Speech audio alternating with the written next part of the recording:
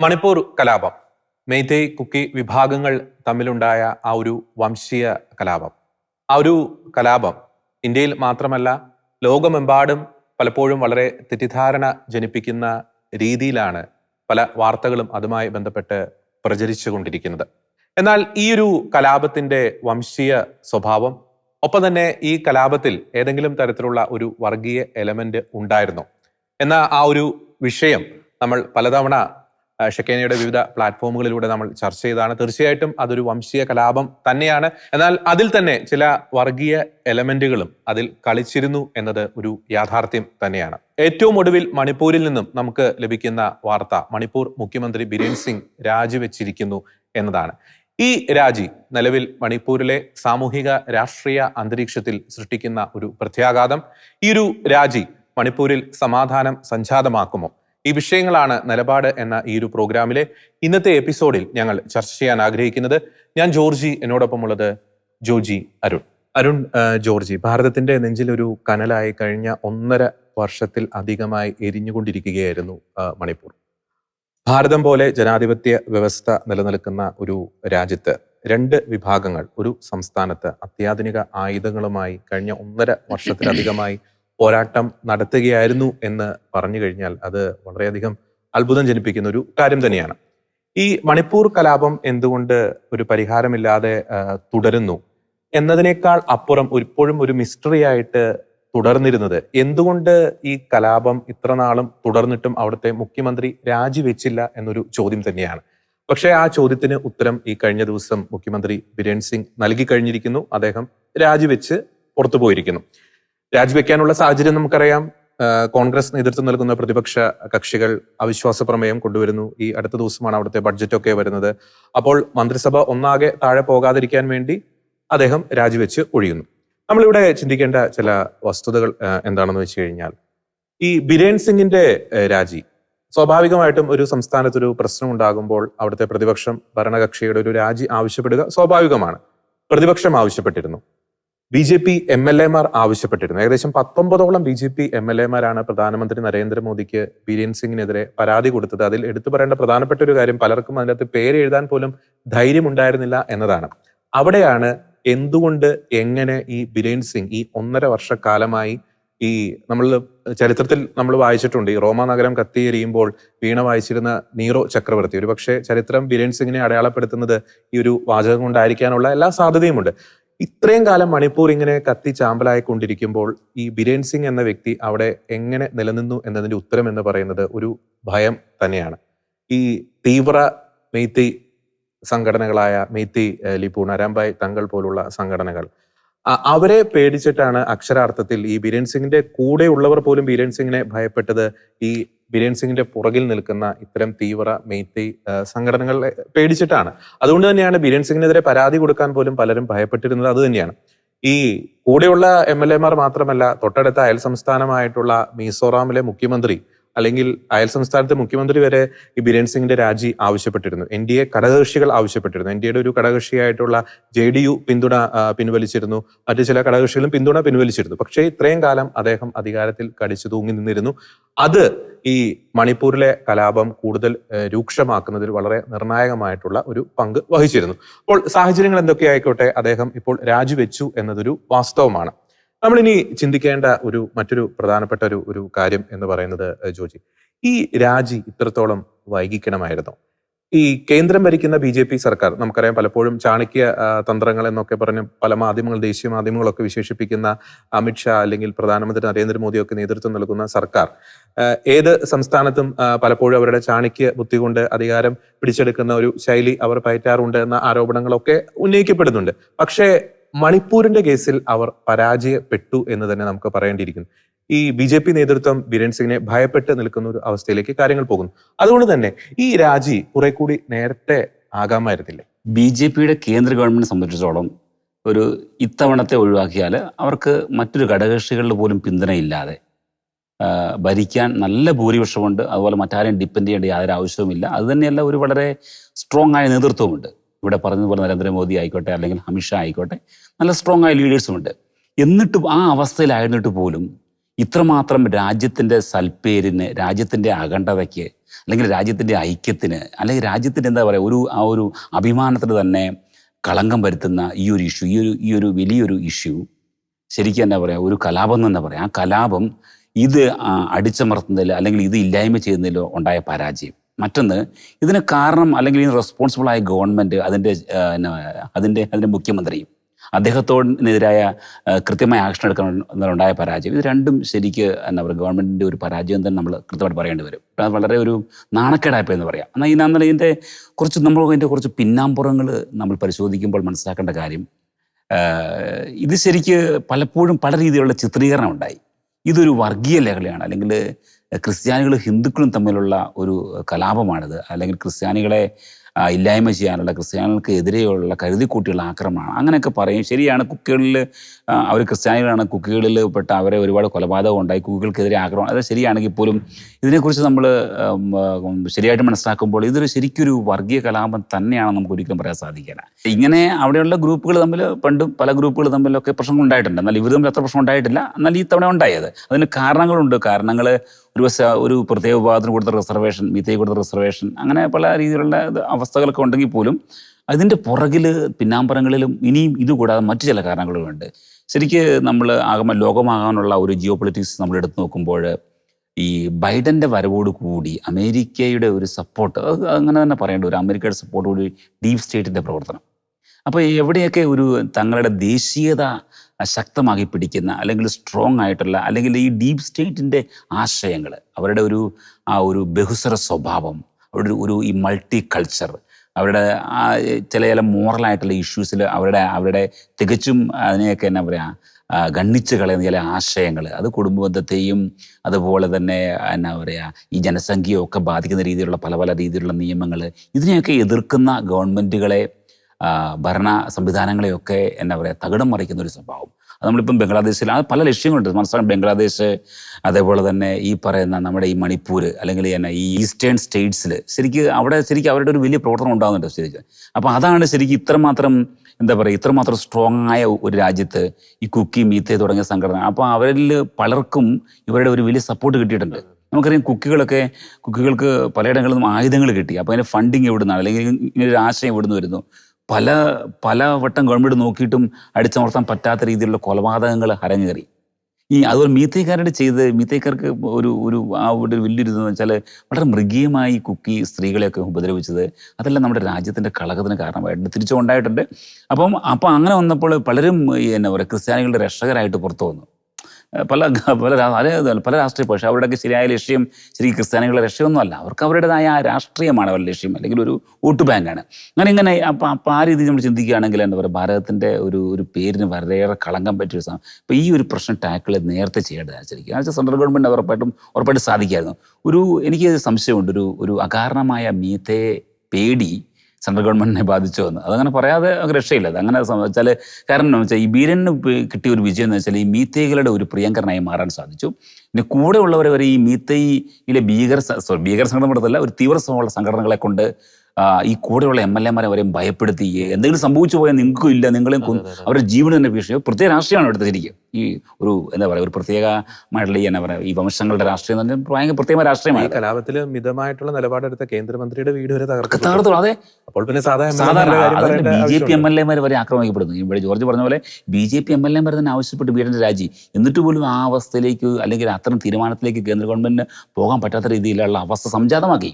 അപ്പോൾ അവിടെ ഈ തീവ്ര സ്വഭാവമുള്ള സംഘടനകളെ കൂട്ടുപിടിച്ചുകൊണ്ട് മുഖ്യമന്ത്രി പറഞ്ഞു, ഇപ്പം എനിക്ക് എന്തെങ്കിലും സംഭവിച്ചാൽ നിങ്ങൾക്ക് ജീവൻ ഉണ്ടാകില്ല, ബാക്കിയൊന്നും അങ്ങനെ ഭയപ്പെടുത്തി. അങ്ങനെ ശരിക്കും ഒരു അരാജകത്വം. അത് മാത്രമല്ല, ഈ ഇടയ്ക്ക് തന്നെ ഈ ബിരേൻ സിംഗിന്റെ നേതൃത്വത്തിൽ BJP MLA-മാരെ കൂട്ടി ഈ മെയ്തൈ തീവ്ര സംഘടന നടത്തിയ യോഗത്തിൽ അദ്ദേഹം പങ്കെടുക്കുകയുണ്ടായി.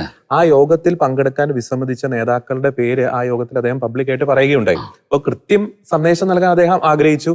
കൂടെ നിന്നില്ലെങ്കിൽ ഇവരുടെ നോട്ടപ്പുള്ളികളായി മാറുമെന്നൊരു സന്ദേശം കൂടെ നിന്നവർക്ക് പോലും അദ്ദേഹം കൊടുക്കുന്നു. ജോർജ് വേറെ കാര്യം മനസ്സിലാക്കണം, ഈ പറഞ്ഞ ബീറിനെതിരായി ഒപ്പിട്ട MLA-മാര് അവരുടെ പേര് പോലും വെളിപ്പെടുത്താൻ തയ്യാറായില്ല. പ്രധാനമന്ത്രിക്ക് അത് മനസ്സിലാക്കണം. ഇത്ര സ്ട്രോങ് ആയ ഒരു പ്രധാനമന്ത്രിയുണ്ട്, ഇത്ര സ്ട്രോങ് ആയ ഒരു രാഷ്ട്രീയ പാർട്ടിയുണ്ട്, BJP എല്ലായിടത്തും ഭരിക്കുന്നവരാണ്, അവർക്ക് സകല ആധിപത്യമുണ്ട്. എന്നിട്ട് പോലും MLA തങ്ങളുടെ പേര് പോലും വെളിപ്പെടുത്താൻ തയ്യാറായില്ല. അപ്പോൾ ആ രീതിയിലുള്ള ചില അവസ്ഥകൾ അവിടെ സംജാൻ നമുക്ക് അവരെ കൊണ്ട് സാധിച്ചു. ഇപ്പോൾ എന്താണെങ്കിലും ശരിക്കും ഇരിക്കുന്ന തന്നെ കേന്ദ്ര ഗവൺമെൻറ്, വലിയ പേര് കേട്ട കേന്ദ്ര ഗവൺമെൻറ്, ഭയങ്കര ശക്തമായ ആക്ഷൻ എടുക്കുന്ന കേന്ദ്ര ഗവൺമെൻറ് ഇത് ഈ കാര്യത്തിൽ വളരെ വൈകിപ്പോയി. അത് കാരണം തന്നെ ഒരുപാട് പേരുടെ ജീവൻ നഷ്ടപ്പെടുത്തു. രാജ്യം ഒരു എന്താ പറയുക, ഒരു അസ്ഥിരാവസ്ഥയിലേക്ക് കടന്നുപോയി. പല ശരിക്കും മറ്റു രാജ്യങ്ങൾ നമ്മുടെ പേര് പോകാനിടയായി. പിന്നെ മറ്റൊരു പ്രശ്നം എന്ന് വെച്ചാൽ ന്യൂനപക്ഷങ്ങൾക്കെതിരെയുള്ള ഒരു ആക്രമണം എന്നുള്ള ഒരു പ്രൊപ്പഗാൻഡ.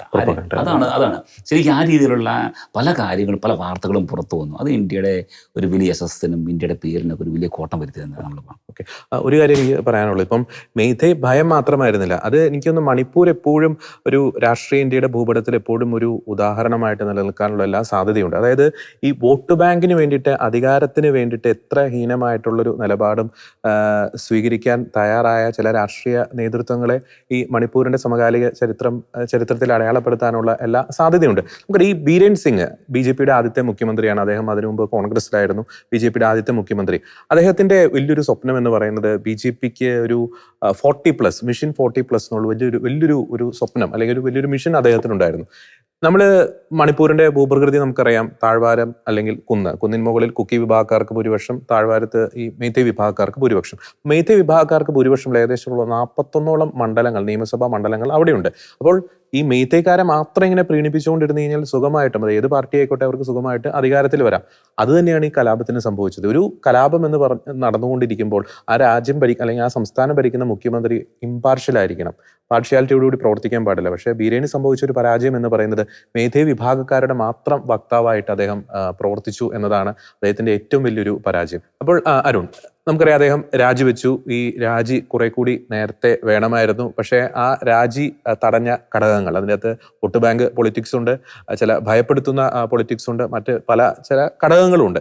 പക്ഷേ ഇനി ഈ രാജി വെച്ചതിന് ശേഷം മണിപ്പൂരിന്റെ ഭാവി എന്തായിരിക്കും? ഇപ്പോൾ 1.5 വർഷത്തോളം പിന്നിടുന്നു. ഇനി ഒരു സമാധാനം മണിപ്പൂരിൽ എത്രയും വേഗം സംജാതമാകുമെന്ന് നമുക്ക് പ്രതീക്ഷിക്കാൻ സാധിക്കുമോ? ജോർജ്, ഇവിടെ ബീരേനെ കുറിച്ച് പറയുമ്പോൾ വളരെയധികം നെഗറ്റീവായിട്ടുള്ള ഒരു ഫിഗറാണ് നമുക്ക് നമ്മുടെ കൺമുമ്പിൽ തെളിയുക.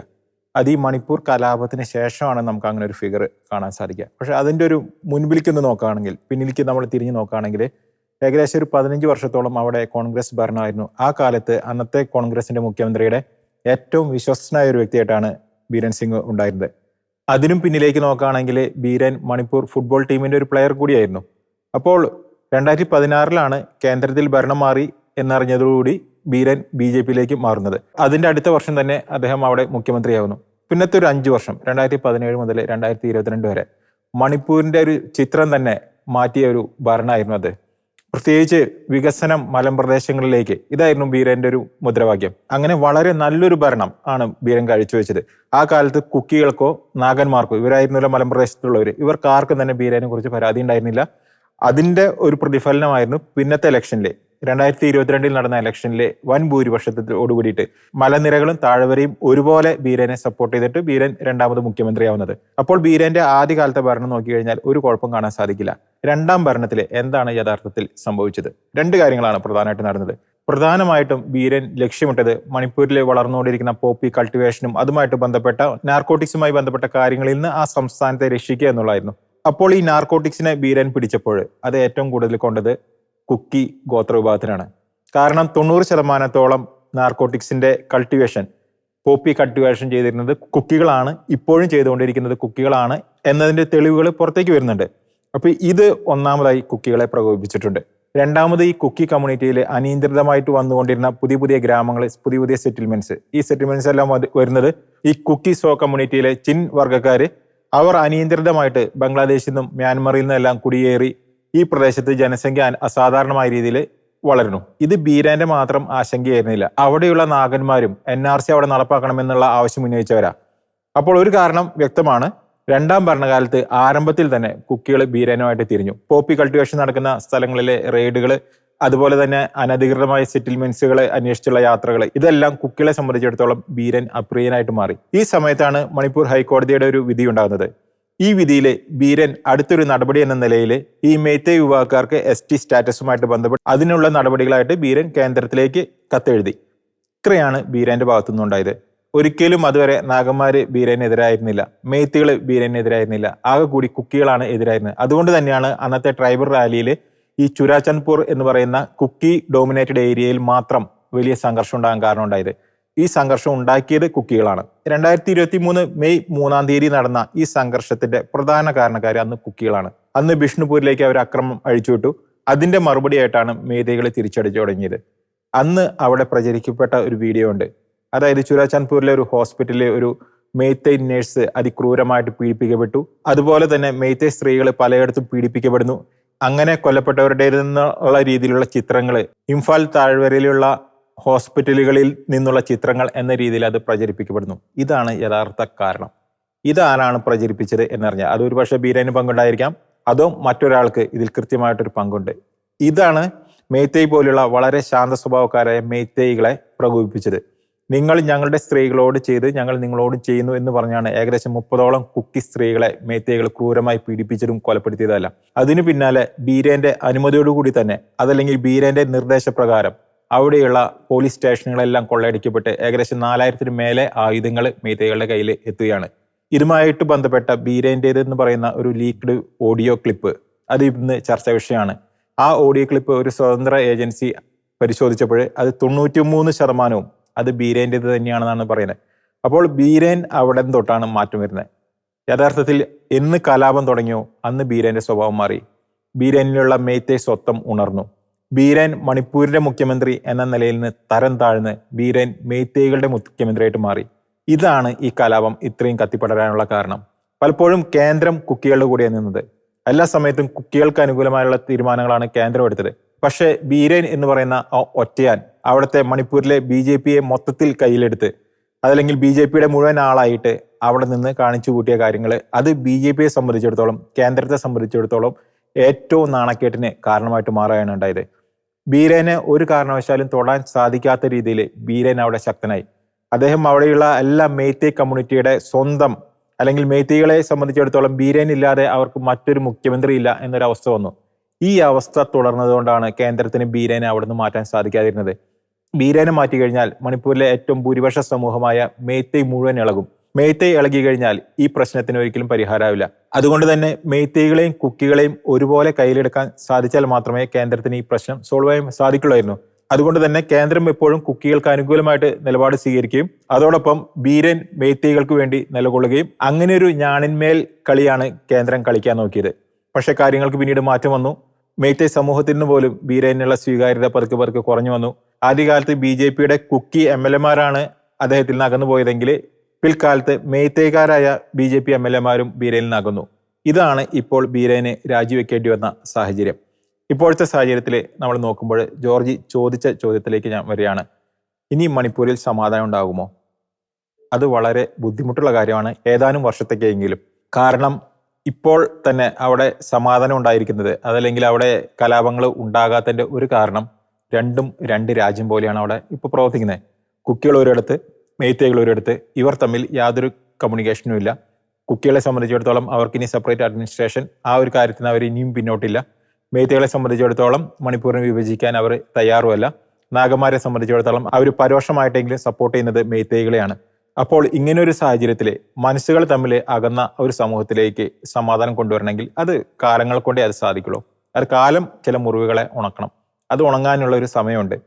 അതുവരേക്കും മണിപ്പൂരിൽ ഒരുപക്ഷെ സമാധാനം ഉണ്ടായിരിക്കാം, അതായത് കൊലപാതകങ്ങൾ നടക്കുന്നില്ലായിരിക്കാം, പക്ഷേ മനസ്സുകൾ തമ്മിലുള്ള ഒരു ഐക്യം ഉണ്ടാകാൻ സാധ്യത കുറവാണ്. പല ഗോത്ര വിഭാഗങ്ങളെ സംബന്ധിച്ച്, കുക്കി പോലെയുള്ള പല ഗോത്ര വിഭാഗങ്ങളെ സംബന്ധിച്ചിടത്തോളം അവരെ സംബന്ധിച്ച് ഇതൊരു യുദ്ധമാണ്.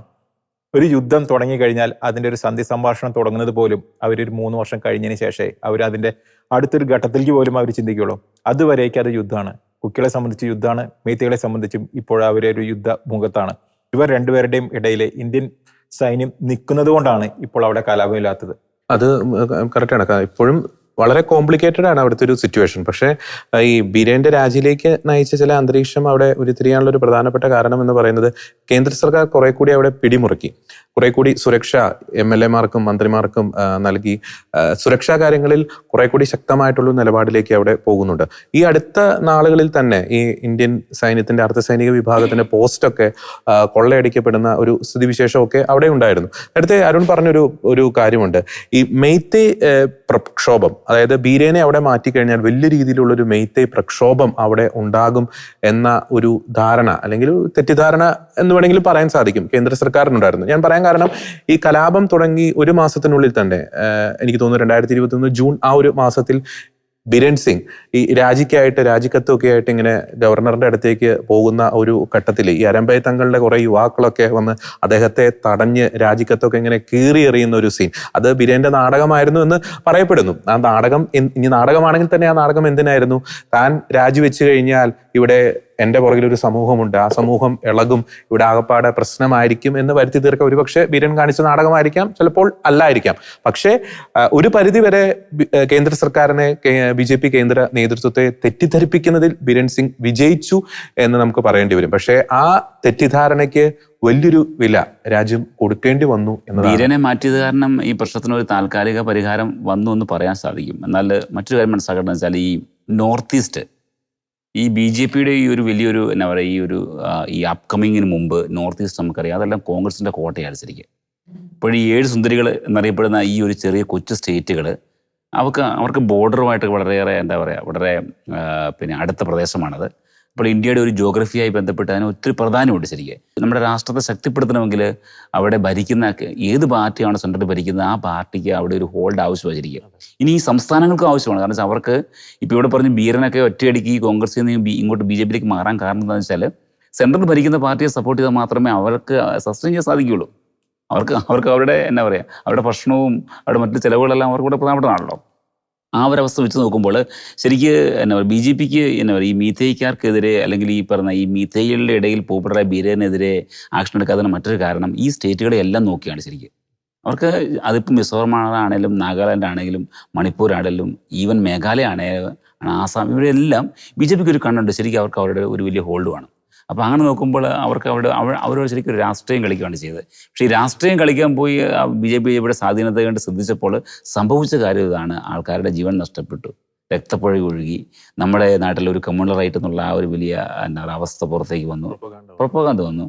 ശരിക്കും എന്താ പറയുക, വളരെ വഷളായിപ്പോയി. അതാണ് സംഭവിച്ചത്. അപ്പോൾ ഇപ്പോൾ ഇവിടെ ബീരനെ മാറ്റിയെങ്കിൽ പോലും ഇനിയാണേലും കേന്ദ്ര ഗവൺമെൻറ് ചെയ്യേണ്ട കാര്യം, കേന്ദ്ര ഗവൺമെൻറ്റിന് ഫോഴ്സ് ഉണ്ട്. നമുക്ക് ഉറപ്പായിട്ട് നല്ലൊരു ഫോഴ്സ് ഉണ്ട് ശരിക്കും. അതിപ്പോൾ മിലിറ്ററി ആയിക്കോട്ടെ, അല്ലെങ്കിൽ മറ്റുള്ള പാരാമിലിറ്ററി സോഴ്സ് ഏത് സോഴ്സ് ആയിക്കോട്ടെ, അത് ഉപയോഗിച്ച് ഇത്തരത്തിലുള്ള ഈ അനിഷ്ട സംഭവങ്ങൾ, കലഹങ്ങളെ തടയുകയാണ് ചെയ്യേണ്ടത്. അത് ഫലപ്രദമായി ചെയ്യുകയാണെങ്കിൽ തുടർന്നെങ്കിലും ഈ ഒരു പ്രശ്നം സോൾവ് ചെയ്യാൻ സാധിക്കും. ഈ നോർത്ത് ഈസ്റ്റിലെ തന്നെ പല ഘടകകക്ഷികളും BJPക്ക് എതിരായി, National People's Party, Mizo National Front, അങ്ങനെ പല ഘടകകക്ഷികളും BJPക്ക് എതിരായി മറ്റൊരു വസ്തുത, പ്രത്യേകിച്ച് ബിരേൻ സിംഗിനെതിരായി. അതാണ് ഇപ്പൊ ഇത്തരത്തിലുള്ള സംഭവങ്ങൾ സംഭവിച്ചപ്പോൾ ശരിക്കും എന്താ പറയുക, ഈ BJP ആശ്രയിക്കാൻ സാധിക്കുമോ? ഇവരെയൊക്കെ ആശ്രയിച്ച് ഇത്ര ശക്തരായിട്ട് പോലും ഇത്തരം പ്രശ്നങ്ങൾ സോൾവ് ചെയ്യാൻ ഇവരെ കൊണ്ട് സാധിക്കുന്നില്ല. ആ രീതിയിൽ ജനം ഇടറി, അതിനോട് രാഷ്ട്രീയ പാർട്ടികൾ ഇടറി.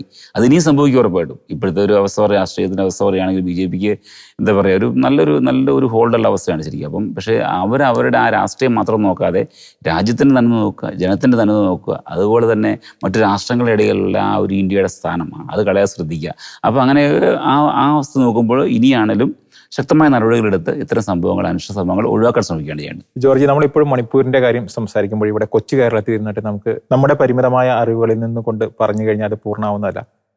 നമുക്കറിയാം ഷെയ്ഖ് ഹസീന രാജിവെക്കുന്നതിനേക്കാൾ മുമ്പ് പറഞ്ഞ ചില വാക്കുകൾ, ഇവിടെ ഒരു ക്രിസ്ത്യൻ സ്റ്റേറ്റിന് വേണ്ടിയിട്ടുള്ള ശ്രമങ്ങൾ നടക്കുന്നു. അതായത് ആ പറയുന്നത് കൃത്യമാണ്, ക്രിസ്ത്യൻ സ്റ്റേറ്റ് എന്നതിനേക്കാൾ ഉപരി അതൊരു കമ്മ്യൂണിറ്റിയുടെ ഒരു സ്റ്റേറ്റ് എന്നാണ് അതിന് അർത്ഥം വരുന്നത്. അതായത് അതിന് പിന്നിലെ ജോർജ് സോറോസും ഡീപ് സ്റ്റേറ്റും ആണെന്നുള്ള കാര്യങ്ങളൊക്കെ ഇപ്പോൾ പുറത്തേക്ക് വന്നുകൊണ്ടിരിക്കുകയാണ്. അതായത് അവരെ സംബന്ധിച്ചിടത്തോളം കുക്കി കമ്മ്യൂണിറ്റി അല്ലെങ്കിൽ കുക്കി ഹമാർ, അവരെല്ലാം ഉൾപ്പെടുന്ന അവരുടെ കമ്മ്യൂണിറ്റിയെ സംബന്ധിച്ചിടത്തോളം അവർക്ക് സ്വന്തമായിട്ടൊരു രാജ്യം വേണമെന്നുള്ളൊരു ആഗ്രഹമുണ്ട്. അവർ കുറച്ചുപേര് ബംഗ്ലാദേശിലെ, കുറച്ചുപേര് മ്യാൻമാറിലെ, കുറച്ചുപേര് ഇന്ത്യയിലെ, ഇങ്ങനെ കിടക്കുന്ന ഒരു സമൂഹമാണ്. നമുക്കറിയാം ഈ കുക്കികൾ പോലും മ്യാൻമറിൽ നിന്ന് വന്നത് അന്ന് ബ്രിട്ടീഷുകാരാണ് അവരെ ഈ നാഗന്മാരും മേത്തൈകളും തമ്മിലുള്ള തർക്കത്തിനിടയിൽ കൊണ്ട് അവരെ സ്ഥാപിച്ചത്. ശരിക്കും മലമ്പ്രദേശത്തുള്ളത് നാഗന്മാരും താഴ്വരയിലുള്ളത് മേത്തൈകളും, ഇവർ രണ്ടുപേരുടെ ഇടയിലാണ് കുക്കികളെ കൊണ്ട് സ്ഥാപിച്ചത്. അതുകൊണ്ട് തന്നെ ഈ കുക്കികളെ സംബന്ധിച്ചിടത്തോളം പോലും അവർ ഈ സെപ്പറേറ്റ് അഡ്മിനിസ്ട്രേഷൻ എന്ന് പറയുന്ന കാര്യത്തിനെ വളരെ സൂക്ഷിച്ചുകൊണ്ട് മാത്രമേ കേന്ദ്രത്തിന് അത് വീക്ഷിക്കാൻ സാധിക്കുള്ളൂ. അവർ ഇതുവരെ ആ ഒരു തീരുമാനത്തിൽ നിന്ന് പിന്നോട്ട് പോയിട്ടില്ല. ബീരൻ പോയി എന്ന് പറഞ്ഞപ്പോഴും അവർ പറയുന്നു ഞങ്ങളുടെ ആവശ്യത്തിന് ഞങ്ങൾ പിന്നോട്ടില്ല എന്നാണ് പറയുന്നത്. അപ്പോൾ അവർ ഒരു സെപ്പറേറ്റ് അഡ്മിനിസ്ട്രേഷൻ ആഗ്രഹിക്കുകയും അവർക്കൊരു സെപ്പറേറ്റ് അഡ്മിനിസ്ട്രേഷൻ വരികയും ചെയ്യുകയാണെങ്കിൽ അവരുടെ മേൽ യാതൊരു നിയന്ത്രണവും ഇന്ത്യക്ക് ഇല്ലാതെ വരികയും അതേപോലെ തന്നെ ബംഗ്ലാദേശിലും മ്യാൻമറിലുള്ള ഈ സോ കമ്മ്യൂണിറ്റികൾ ഒന്നിക്കുകയും ചെയ്തു കഴിഞ്ഞാൽ അതിന് അമേരിക്ക അടക്കമുള്ള രാജ്യങ്ങളിൽ നിന്ന് സപ്പോർട്ട് വരികയും ചെയ്തു കഴിഞ്ഞാൽ അത് മറ്റൊരു സ്റ്റേറ്റ് ഇന്ത്യയുടെ അതിർത്തിയിൽ മറ്റൊരു സ്റ്റേറ്റിന് മറ്റൊരു രാജ്യത്തിന് രൂപം കൊടുക്കുന്നതിന് തുല്യമാവും. അതുകൊണ്ട് തന്നെ വളരെ കെയർഫുൾ ആയിട്ടാണ് കുക്കികളെ കേന്ദ്രം പരിഗണിക്കുന്നത്. ഒരിക്കലും അവരെ പിണക്കാനോ അകറ്റി നിർത്താനോ ശ്രമിച്ചിട്ടില്ല. നമുക്കറിയാം ഈ കലാപത്തിന്റെ തുടക്കകാലങ്ങളിൽ കുക്കികൾക്കാണ് വൻ നഷ്ടം വന്നതെങ്കിൽ അതിനുശേഷമുള്ള ഓരോ നിമിഷവും മെയ്തികൾക്കാണ് വൻ തോതിലുള്ള നഷ്ടം വന്നത്. ഈ നഷ്ടങ്ങൾ കൂടിയാണ് ബീരന്റെ ഇപ്പോഴത്തെ രാജിയിലേക്ക് നയിക്കുന്നതിന്റെ ഒരു കാരണം കൂടിയായിട്ട് വരുന്നത്. കാരണം കുക്കികളുടെ ആക്രമണത്തിൽ നിന്ന് ബീരന് മെയ്തികളെ രക്ഷിക്കാൻ സാധിക്കുന്നില്ല. അതിനൊരു കാരണം ബീരനെ സംബന്ധിച്ചിടത്തോളം ഇപ്പോൾ ക്രമസമാധാന ചുമതല ബീരന്റെ കയ്യിലല്ല, അത് കേന്ദ്രം നേരിട്ടാണ് ആ കാര്യങ്ങൾ ചെയ്തുകൊണ്ടിരിക്കുന്നത്. പാരാമിലിറ്ററി ആയിക്കോട്ടെ സൈന്യമായിക്കോട്ടെ ഇവരെല്ലാവരും കേന്ദ്രത്തിന്റെ നിർദ്ദേശങ്ങൾക്കനുസരിച്ചാണ് കാര്യങ്ങൾ ചെയ്യുന്നത്. അതുകൊണ്ട് തന്നെയാണ് ബീരനെ സംബന്ധിച്ചിടത്തോളം മെയ്തികളുടെ ഇടയിൽ ജനപ്രീതി കുറഞ്ഞു വന്നതും. നേരത്തെ ജോർജി സൂചിപ്പിച്ചതുപോലെ മിസോറാമിന്റെ മുഖ്യമന്ത്രി അദ്ദേഹം അമേരിക്കയിൽ പോയിട്ട് അവിടെയുള്ള ക്രിസ്ത്യൻ സോ കമ്മ്യൂണിറ്റിയോട് സംസാരിച്ച ഒരു പ്രസംഗം പോലും വളരെയധികം വൈറലാവുകയും നമ്മുടെ ദേശീയ മാധ്യമങ്ങൾ ദിവസങ്ങളോളം അത് ചർച്ചയ്ക്കെടുക്കുകയും ചെയ്തിരുന്നു. അദ്ദേഹം പറഞ്ഞതിനെ മാധ്യമങ്ങൾ വളച്ചൊടിച്ചെങ്കിലും എല്ലാവരുടെയും ഉള്ളിലുള്ള ഒരു ആദിയാണ് ഇന്ത്യയുടെ നോർത്ത് ഈസ്റ്റിലെ ചൈനയൊക്കെ ഉൾപ്പെടുന്ന ആ പ്രദേശത്ത് മറ്റൊരു സ്റ്റേറ്റ് വരാതെ നോക്കുക എന്നുള്ളത്. അപ്പോൾ നമ്മളിതെല്ലാം പറയുമ്പോൾ ഒരു കാര്യം കൂടി പരാമർശിക്കേണ്ടിയിരിക്കുന്നു. ഈ കലാപം നടന്ന് 1.5 കൊല്ലം കഴിഞ്ഞിട്ടും പ്രധാനമന്ത്രി അവിടെ സന്ദർശിച്ചില്ല എന്നൊരു വിമർശന അന്തരീക്ഷത്തിൽ തന്നെ നിൽക്കുന്നുണ്ട്. അതിനുശേഷം അദ്ദേഹം പല രാജ്യങ്ങളിലേക്ക് പോയി. അതിനൊന്നും നമുക്ക് കുറ്റം പറയുന്നില്ല, അത് രാജ്യത്തിന്റെ നന്മയ്ക്ക് വേണ്ടിയിട്ടാണ്. പക്ഷേ 1.5 വർഷത്തോളമായി കലാപകലുഷിതമായിട്ടുള്ള മണിപ്പൂർ അദ്ദേഹത്തിന് സന്ദർശിക്കാൻ അദ്ദേഹത്തിന് സമയം ലഭിച്ചില്ല എന്ന് പറയുന്നത് തീർച്ചയായിട്ടും ഒരു വിമർശന വിധേയമാക്കേണ്ട ഒരു കാര്യം തന്നെയാണ് എന്നുകൂടി നാം പറയുന്നു. ഭാരതത്തിന്റെ മനസ്സിൽ തീരാ കളങ്കമായി മാറിയ മണിപ്പൂർ കലാപം, ആ കലാപവുമായി ബന്ധപ്പെട്ട് കഴിഞ്ഞ 1.5 വർഷത്തിനിടെ നടന്ന സംഭവ വികാസങ്ങളിൽ ഏറ്റവും നിർണായകം എന്ന് നമുക്ക് വിശേഷിപ്പിക്കാവുന്ന ഒരു കാര്യം ഈ കഴിഞ്ഞ ദിവസം നടന്നു. ഈ ചർച്ചയിൽ പറഞ്ഞതുപോലെ മണിപ്പൂർ മുഖ്യമന്ത്രി ബിരേൻ സിംഗിന്റെ ആ ഒരു രാജി. തീർച്ചയായിട്ടും ആ ഒരു രാജി മണിപ്പൂരിൽ സമാധാന സംജാതമാക്കാനുള്ള ആ ഒരു നടപടികളുടെ ഒരു വേഗത കൂട്ടട്ടെ എന്ന് ആശംസിക്കുകയാണ്. ഒപ്പം തന്നെ ഈ വംശീയ കലാപത്തിന് പിന്നിൽ പ്രവർത്തിച്ച ആ ഒരു കരാള ഹസ്തങ്ങൾ അത് പലതരത്തിലായിക്കോട്ടെ, അത് ഇന്ത്യക്ക് ഉള്ളിൽ നിന്നുള്ള ശക്തികൾ പ്രവർത്തിച്ചിട്ടുണ്ടാകാം. ഈ ചർച്ചയിൽ സൂചിപ്പിച്ചതുപോലെ ഡീപ് സ്റ്റേറ്റ് പോലുള്ള ചില നിഗൂഢ സംവിധാനങ്ങൾ പ്രവർത്തിച്ചിട്ടുണ്ടാകാം. അവരെ വെളിച്ചത്ത് കൊണ്ടുവരുവാനുള്ള ഒരു ഉത്തരവാദിത്വം ഇവിടെ ഭരണ നേതൃത്വങ്ങൾക്കുണ്ട്. ഒപ്പം തന്നെ അന്ധമായിട്ടുള്ള വോട്ട് ബാങ്ക് രാഷ്ട്രീയത്തിന് വേണ്ടി, അന്ധമായിട്ടുള്ള ഒരു അധികാരത്തിന് വേണ്ടി നിലപാടുകളിൽ വെള്ളം ചേർത്ത് കഴിഞ്ഞാൽ, ഏകപക്ഷീയമായിട്ടുള്ള ചില നിലപാടുകൾ സ്വീകരിച്ചു കഴിഞ്ഞാൽ അതൊരു പ്രദേശത്ത് രാജ്യത്ത് സൃഷ്ടിക്കുന്ന ഒരു ഭവിഷ്യത്തിന്റെ ഒരു നേർചിത്രമാണ് ഇന്ന് മണിപ്പൂർ. മണിപ്പൂരിൽ എത്രയും വേഗം സമാധാനം സംജാതമാകട്ടെ എന്ന വ്യക്തമായിട്ടുള്ള നിലപാട് അറിയിച്ചുകൊണ്ട് മറ്റൊരു വിഷയത്തിലെ നിലപാടുമായി ഞങ്ങൾ വീണ്ടും വരുന്നതായിരിക്കും. എല്ലാ പ്രിയപ്പെട്ട പ്രേക്ഷകർക്കും നന്ദി.